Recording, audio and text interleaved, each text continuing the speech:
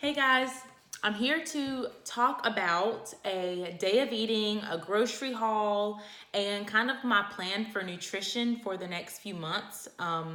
Something I'm personally going to make some changes in my diet, and what better way to kind of keep an eye on it and to hold myself accountable than to put it out there in the universe. So that's kind of what I'm planning on doing. My philosophy on meal prepping is by failing to prepare, you are preparing to fail. So, one big thing that I noticed in my physique is whenever I started to eat better on a daily basis, and something that helps me do that is meal prepping. So, I really stick to my guns when it comes to this. So, why I and thousands of other people out there meal prep are for multiple reasons. It helps you control your portions. You know exactly what you're putting in that container or in that plate. If you're tracking your macros, if you're tracking your calories, and you are very specific about a goal, knowing exactly what you're putting in your body and not having any surprises is definitely a win. It's also very budget friendly. So if you think about it, going out to lunch every day for a week could cost $6 to $10 a day. Doesn't sound like much, but that adds up to about $50 a week. And my entire grocery haul, everything I bought, breakfast, lunch, dinner, and snacks for an entire week only cost me $81. So in the long run, I'm saving money, which always helps. So I shop at my local Food Lion, and I really try to get a lot of veggies and stuff like that. I don't always really buy organic. I know that's something that maybe I should start doing.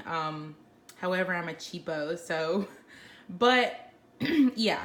So I don't really buy many prepackaged things, as you can see. Like, of course, like tuna, I get prepackaged, and like hummus and like this hot salsa that I put with my eggs that is really good.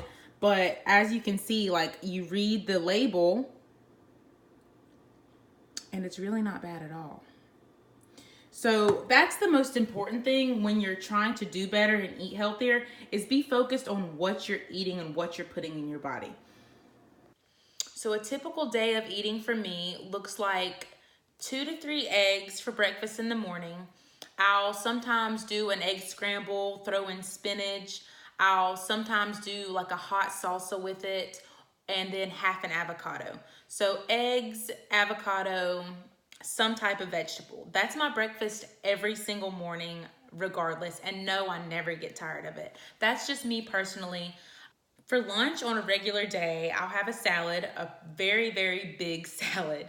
I'll put tons of vegetables in there. That's where I really get my veggies for the day.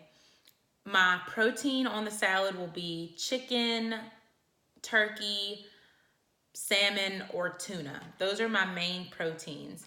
And then whatever veggies goes on there is whatever was on sale, or whatever I was in the mood to buy whenever I was at the grocery store. So I really load up on the veggies for lunch. For dinner, that's what I really meal prep for the week. I always enjoy having like a hot meal at night. That's just how I was raised. We always had dinner at night. My mom would always cook, so that's something that I'm pretty used to. So I love being able to come home and like reheat up my food. It was very hard for me in the beginning because it almost felt like leftovers. But something that we need to understand a little more is food is not for entertainment.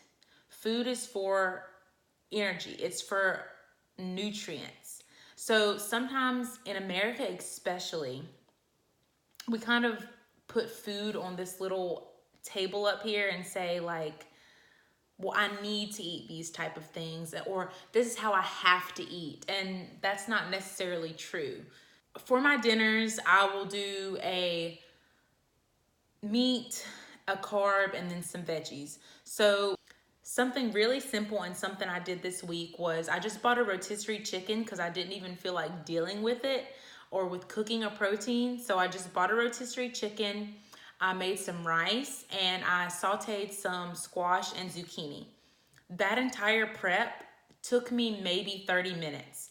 So cutting the chicken, shredding it, putting it in the container, cooking the rice, which took the longest, and cooking the vegetables in some olive oil and seasoning them to my taste. Simple. So it's not like it's not doable and you don't have time, and it's not too expensive, it's not too time consuming, and that's something that is very, very important to me, and I know it's important to others out there too. So the way my diet is about to change is due to the fact that I am pretty sure I have food sensitivity to gluten and dairy, and I may possibly have a leaky gut. I'm not sure.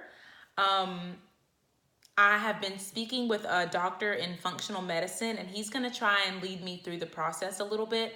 But what kind of led me to believe that I was having an issue, I started breaking out really, really bad. I haven't broken out this bad since high school. After I would eat gluten or dairy products, my scalp would itch, my face would itch, and my neck would itch. I didn't ever have rashes or anything, but it was just like a feeling.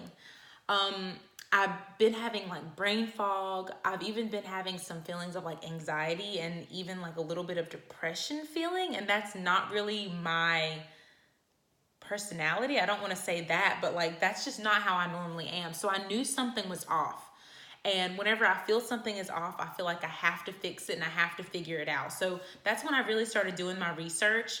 And come to find out, a lot of symptoms can be kind of disguised, and doctors will prescribe you medicine for those symptoms, but not really fixing the problem. So like weight gain out of nowhere, migraines,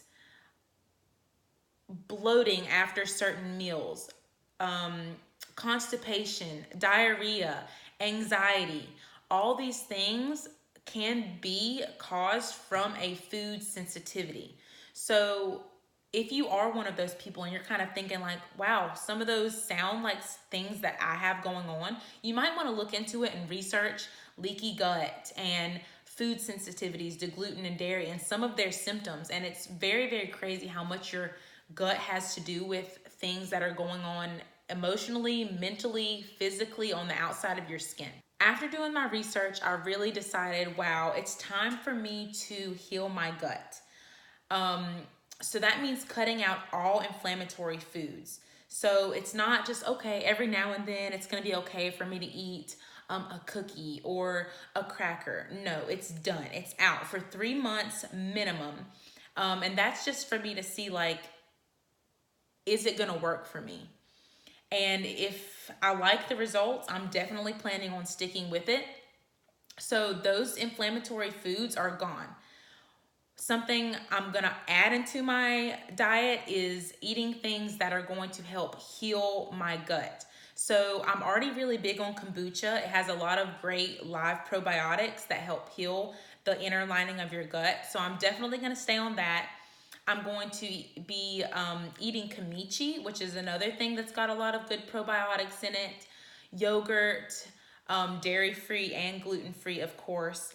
And then I'm also going to be eating a lot more kale and green leafy vegetables and things to that matter. Another thing I'm going to work on is decreasing my stress and increasing my sleep. So making sure that my body's getting the full rest that it needs, drinking plenty of water throughout the day, and really just sticking to this plan. And I've said this multiple times on my Instagram, is consistency is key. So not only am I thinking about being consistent with my studies or consistent in the gym, I'm going to be consistent with this too, and I'm going to see how much I can make change with this whole process. And I'm really excited to see how it goes.